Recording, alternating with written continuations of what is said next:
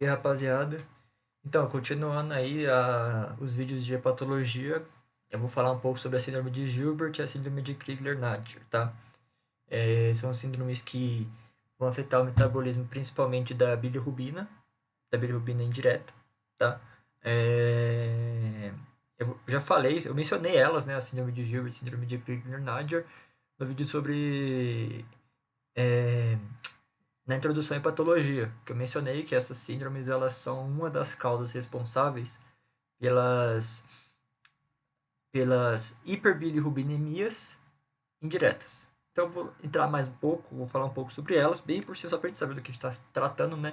Até mesmo porque eu não sabia, e tudo que eu não sei eu tô pesquisando e eu tô falando, fazendo um resumo, então acho que é importante a gente falar sobre essas duas síndromes. Síndrome de Gilbert, síndrome de Crigler-Najjar. São síndromes bem parecidas, tá? E uma complementa a outra, a gente vai entender posteriormente. Então, eu vou falar sobre cada uma delas. Antes disso, o que a gente precisa saber? As duas síndromes, ela tem uma fisiopatologia muito parecida, que é o quê? Elas são genéticas, tá? Essa síndrome de Gilbert e síndrome de Crigler-Najjar são doenças genéticas, tá? Elas são raras, por quê? Porque ambos os pais precisam ter a parte do gene danificado, tá? Então, ambos os pais precisam ter esse gene para que o filho tenha o, síndrome o gene danificado e assim tenha essas síndromes, tá? O que vai afetar? Esse gene, que eu vou falar posteriormente, que é o GT1A, o que ele vai fazer? Ele é responsável por coordenar a enzima glucuroniltransferase.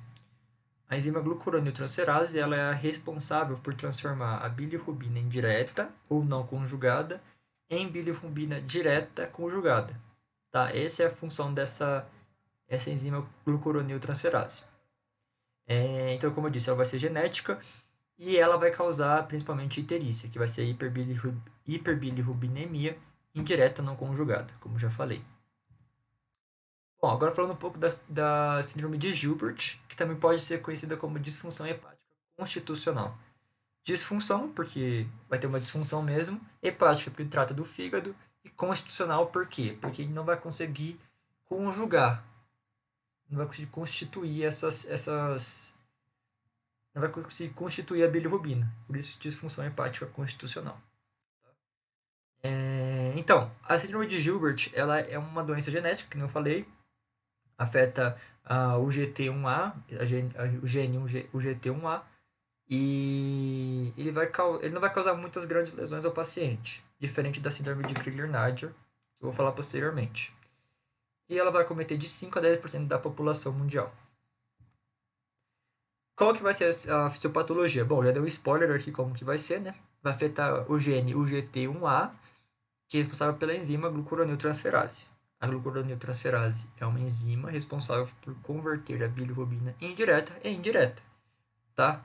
Que vai ser a bilirrubina indireta não conjugada em direta conjugada. Na síndrome de Gilbert, uma das características da síndrome de Gilbert, especificamente dessa síndrome, é que a gente vai ter a perda da funcionalidade da enzima glucuroniltransferase em até 80%. Então, 30%, 40%, 50%, 60%, 70% vai ser caracterizado como síndrome de Gilbert, tá? E, que nem eu falei, é muito raro porque o filho precisa receber o gene UGT1A tanto do pai quanto da mãe. Por isso que é um pouco mais raro da pessoa ter essa síndrome de Gilbert. Vai ser a clínica da síndrome de Gilbert. Bom, a clínica é tranquila, por quê? Porque mesmo com a enzima glucuroniltransferase sendo afetada até 80%, ela vai conseguir de uma maneira ou outra manter os níveis de bilirrubina em até 3 miligramas desse litro, tá? É...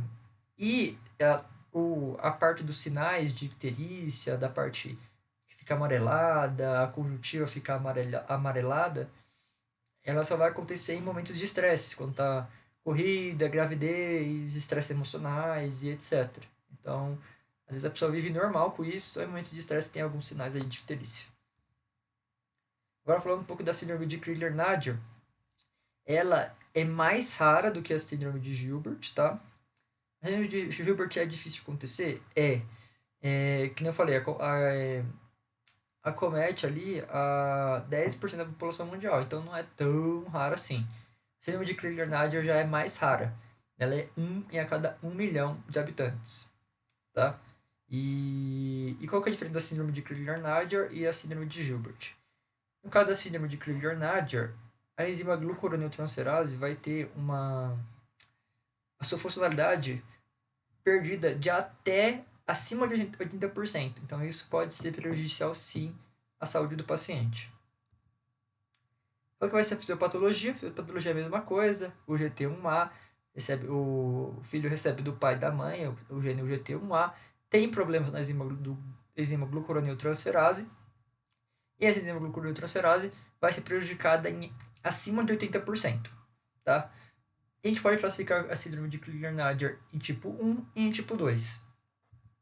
A de tipo 1, ela é a mais perigosa, porque praticamente vai ter zero funcionalidade da enzima da glucuroniltransferase. Então, não vai ter praticamente a conversão das enzimas indiretas, não conjugadas,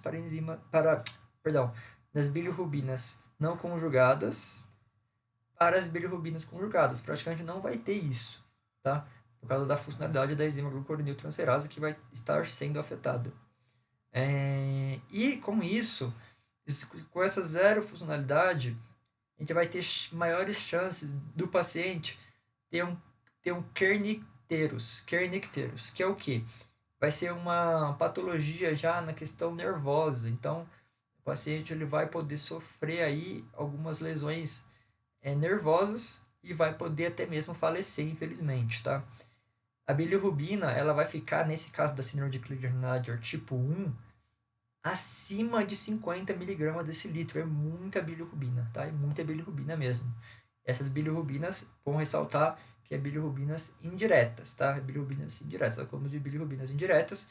E essas bilirrubinas indiretas, a gente já viu também na parte da introdução à hepatologia, que elas são hidrofóbicas, né? Elas são hidrofóbicas, ela não entra em contato com a água, tá? O tratamento da síndrome de Crigler-Najjar tipo 1 vai ser com fototerapia e plasmaferase. O que isso quer dizer? Quando o bebê já nasce, já tem que saber que já tem Crigler-Najjar tipo 1, vai ter uma fototerapia para tentar diminuir esse nível de bilirrubina, tá? E vai ter essa transferência de plasma, tá? Para que também tenta diminuir essa parte da bilirrubina, tá? A gente vai diminuir, mas isso vai ser momentâneo, tá? Porque depois vai aumentar de novo, né? Infelizmente. A gente faz isso para evitar o kernicterus, tá? A gente faz isso para evitar o kernicterus. E aí o tratamento definitivo, infelizmente, vai ser só o transplante de fígado, tá? Só esse vai ser o tratamento definitivo. A fototerapia e a plasmaferase vai ser terapia como que temporária. A síndrome de Crigler-Najjar tipo 2, ela é menos pior do que a síndrome de Crigler-Najjar tipo 1. Por quê? Porque a funcionalidade da enzima glucuroniltransferase vai ser de 10%, tá? Aproximadamente. A bilirrubina vai ficar entre 10 e 20, não vai ser igual 50, igual a parte do Crigler-Najjar tipo 1. E acontecer o kernicterus vai ser menos provável, né? Porque a gente vai ter, como fala? A gente vai ter menos bilirrubina na nosso sistema. Então vai ser menor a chance do que se comparado com a Crigler-Najjar tipo 1, tá? E o tratamento vai ser o fenobarbital, que é um anticonvulsivante, que ele também vai diminuir em 25% o nível da bilirrubina no sangue. Então, fenorbarbital é um anticonvulsivante, mas ele também vai ajudar nessa diminuição aí da bilirrubina. Basicamente isso. Bem de boa, bem tranquilo. Síndrome de Gilbert, síndrome de Crigler-Najjar, síndromes que, clinicamente falando, não são tão usuais, né? São mais raras, mas é importante a gente saber, né? Principalmente quando a gente está tratando de hepatologia.